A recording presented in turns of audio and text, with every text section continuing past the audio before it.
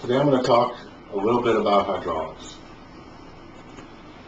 Hydraulic systems and the principles behind them affect everybody in the world on a daily basis, whether they know it or not. Now, most people won't think of it this way, but inside the human body there are hydraulic systems. More than one, but we're only going to discuss one today. Also, hydraulic systems are in almost everything we use on a daily basis. They're in the car that you drive. They're in the equipment that built the house you live in. They're in your doctor's office. They're in your barber's chairs that you're sitting in when you get your hair done. They're everywhere around us.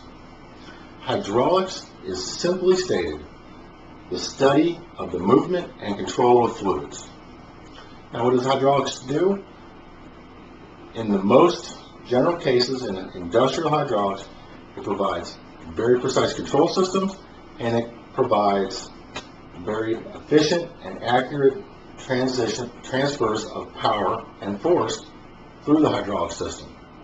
Now, when hydraulic systems are working great, everybody's happy. It's a wonderful day. Now, when they're working bad, generally the main thing I always worry about as a mechanic are the leaks. They're messy, you got to clean them up, and you got to deal with it. They're a pain in the butt. But that's the way they work. Now, if you understand hydraulics on just the basic scale, it will help you to understand the world around you and a little bit more about the way your body works, I think. Let's start by talking about some of the basic things I think everybody should know about hydraulics. Now, when people talk about hydraulic systems and they talk about the transfer of force and the way they move, they talk about pressure. Hydraulic systems are under pressure. They always talk about it's a 500-pound system, it's a 600-pound system, it's a 3,000-pound system. On the bouncing cars, it might be a 5,000 psi system. But they talk about it in a measurement, and it has a unit of measure. Pounds per square inch is the most common one, and this one we're going to talk about today. All it is a force, pounds, and an area, square inches. So it's force times area. Now, the way hydraulic systems work when they're transferring force is the hydraulic fluid puts the same amount of force on every surface area, on every surface that it's contained in. So if you apply force on a surface area of 1 square inch and transfer that fluid to another area that has 10 square inches, it's going to multiply the effective output force by 10. 1 times 10 is 10. If you put 10 psi in times a 10 square inch surface area, you get 100 pounds of force in a jack. If you apply it, say, 50 times difference in the surface area, 50 times the force. Now, the most simple hydraulic system I can think of is a hydraulic jack. Crank that handle, and you're not really putting a lot of force in it, but you're picking up a 2-ton car. You're picking up 2 tons car, you're putting maybe 10 pounds of force in it. You're not really sweating to lift that car, but it comes up.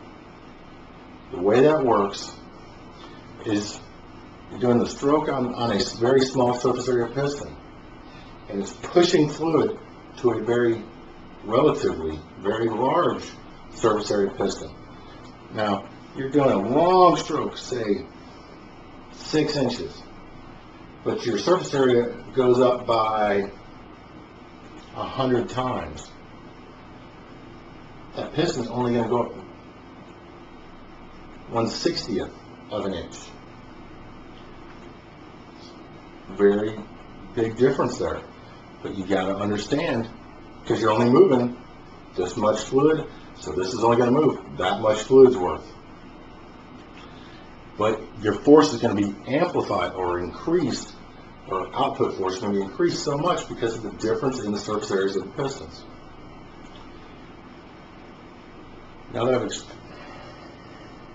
Now you need to understand some of the people who use and study hydraulic systems. Everybody understands mechanics and engineers study hydraulics because it's what they do. Mechanics have to understand the systems they work on. Engineers have to understand the systems they design. But hydraulics is also studied and understood by doctors for your circulatory system, for the fluid in your spinal column. These are things that doctors study. Another one that studies hydraulic systems are pilots. The flight control systems on every aircraft that I know of currently operating are controlled by hydraulic systems. The pilots need to understand how their movements of the control levers are transferred to the surfaces that affect their flight. There are many more careers that need to understand how hydraulics work, but those are the ones I wanted to bring out to you. Now that we've talked about that, I want to get in a little deeper in how hydraulics systems affect people on an everyday basis. First one, and the one that comes to my mind the most, is modern day cars. Modern day cars almost always have three basic hydraulic systems within them. They have the power brakes or the brake system. Even though it's not power brakes, it's still a hydraulic system. You're pressing on the brake lever and you're going to transfer fluid to your brake drums or brake calipers, depending on what you got, and increase the force and stop your car. It's a very simple system. It works basically just like a jack. You're pushing on a very small piston and it's going to move a much larger piston to stop your car and increase the force. Not like you can do a Fred Flintstone, put your feet under the car and stop it. Doesn't work.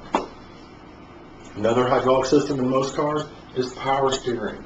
Power steering increases the force that you're going to apply your steering wheel and transmit it to your front wheels. If you've ever driven an old car, one of those big old boat Cadillacs, you've seen it. How much better it is with power steering. Those big old Cadillacs, I've seen people not able to pull out of parking slots because they couldn't turn the wheel enough to get them out. With a modern car, you don't have to be rolling to turn the wheels. You can turn the wheels and get it set up and just take off. It's much easier. But it's still a transmission of force from one point to another using what is basically a small piston to a large piston. The third main hydraulic system on a car is your automatic transmission. Not all cars have them, but I'm going to talk about what they do. Automatic transmissions use hydraulic pressure within the transmissions to shift the gears. And they do it in a synchronized method, and there's a lot of internal components to it, but it's still a hydraulic system that affects nearly everyone in the world. Next thing I want to talk about is how hydraulics in the human body. Now, the main one I want to talk about is the circulatory system. You have your heart, which is, most people consider a pump. It's not really, but it does increase the force coming out a little bit. So you have the heart as your central point of the pump, and then you have the veins as the pipes and the lines and the tubing that is moving this fluid out to your body and then returning it back to the center point. Now, in the major muscles in your legs and your calves, they also act like a pump, where they compress the veins to help force the fluid up to your body. These hydraulic systems are very complex, and they're still being studied today because they don't know everything going on yet. It's too complex almost to study and understand completely. Now, when your circulatory system's working good, everything's great. Everybody's happy. You feel wonderful. When it starts to go bad, through high blood pressure, you get headaches, or if it's bad enough and not controlled enough, your hydraulic system of your circulatory system starts to leak. And that's how you get a stroke. A leak in your brain is too much force for the tubing up there, and it came loose. You can also have blockages in your circulatory system. It's another problem that a lot of hydraulic systems have to worry about. That's why we use filtration. Your body has that, but you can still get too much cholesterol or build up in the lines, and that's going to cause a blockage, which means you're not going to get the fluid where it needs to go, which is a problem in the hydraulic system. It has to go everywhere. It doesn't work right. Finally, you have leaks. Leaks are messy, like I said earlier. Leaks in the body are messy. Leaks in the body can be like, in my own experience, nosebleeds. Leaks in the body can also be bruises, where you have ruptured on a very localized basis, usually, a blood vessel, a tubing, and you have a bruise, or it could be a cut. These are all leaks in the hydraulic system, and they need to be paid attention to, just like a leak in your car. Finally, I want to talk about how hydraulic systems help people with disabilities. Wheelchairs. Now, most people think of a wheelchair, they think of the real old-fashioned ones, 2 wheels, and you're pushing it yourself, and that's all it is. It's just a chair to get you around. Some of the more modern power wheelchairs have hydraulic systems in them to help people become erect and stand up so they can better interact with the world around them, so they can reach into the cupboards above their head. Excuse me. There are also wheelchairs that allow people to lower the seat so they can get to the cupboards below the counters, so they can reach things that are lower. These hydraulic systems, very, very simple, but they're being used in new and more ways to help people. Another simple hydraulic system or hydraulic component that is used to help people are lift chairs. Now, you've seen them on the commercials. They just lift people up so they can get out of the chair to help people who are too weak or have lower strength problems that they can't stand up anymore by themselves.